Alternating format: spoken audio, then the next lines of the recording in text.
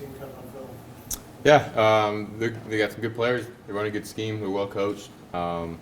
Just got a good amount of talent, but excited to get after them, and it'll be a good game. Jack?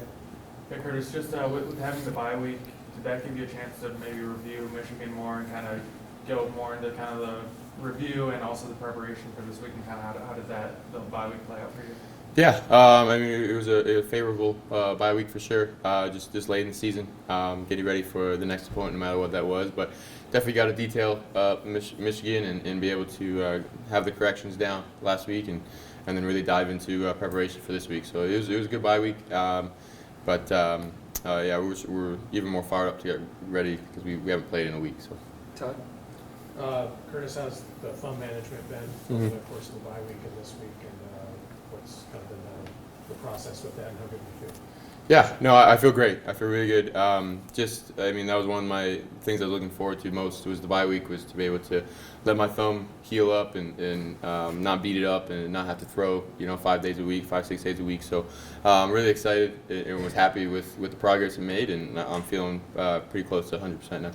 Daniel and Josh? I want to say that Trey Wettig mentioned that just how pointed Sig is with how much film he watches, how thorough he is in meetings. Does that kind of have to change the way that you watch or evaluate film?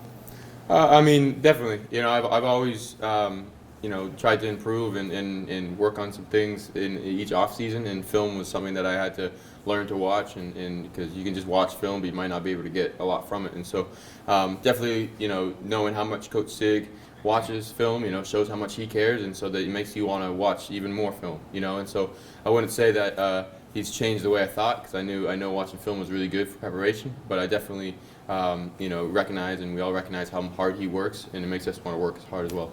Josh and Zach? Curtis, has practice been more intense, less intense, or just the same? Just the same. I mean, just another week. No matter what their logo is, we still got to go prepare. Every single game is just the same. So. Zach and Alexa?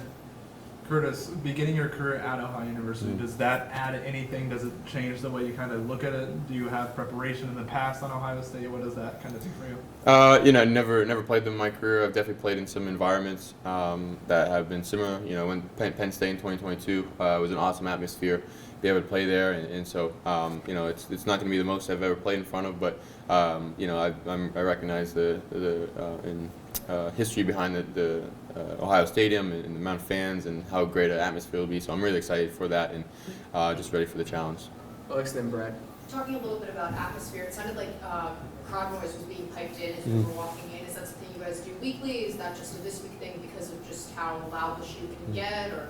Yeah, I think it'll probably be one of the more loud environments this year, and so we always do have crowd noise every single week because it's going to be a crazy atmosphere no matter what. But definitely just understanding that, having some things to be aware for, because it will be a loud environment, and especially just at first, and we'll just have to quiet them as we go. So.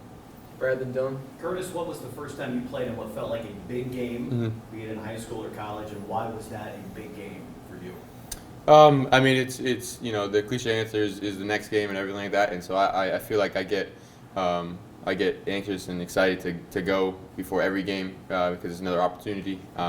But definitely those championship games, those games that you feel like you've prepared all season for, and you're just ready to kind of show what the final product is. And so I wouldn't necessarily say this is a big game because it's the next game, but I do look forward to the challenge that we had ahead of us, and just another chance to win with the guys. So. Dylan and Pete?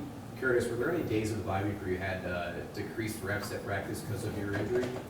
I wouldn't say just decreased reps for just me, but the rest of the team kind of we took a couple reps off just to manage load and everything like that, and so I obviously was a part of that. But it was also like I said, helped with my thumb, just trying to take the load off, just even if it's 20 throws a day, to help with extra healing. Pete and Mike? Curtis, how much input do you have in game planning, like certain plays that you try to say, let's go that?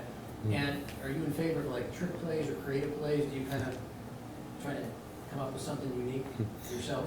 Yeah, You know, I don't. I think we have a great offensive staff, and Coach Tina, Coach Shanahan, Coach Signetti really do a good job of coming up with different plays throughout the weeks that will work well.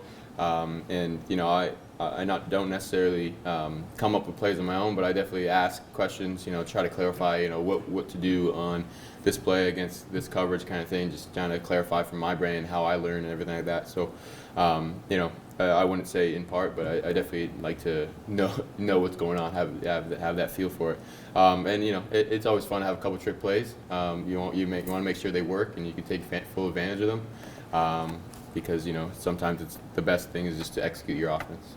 Mike, then Alexa, last one.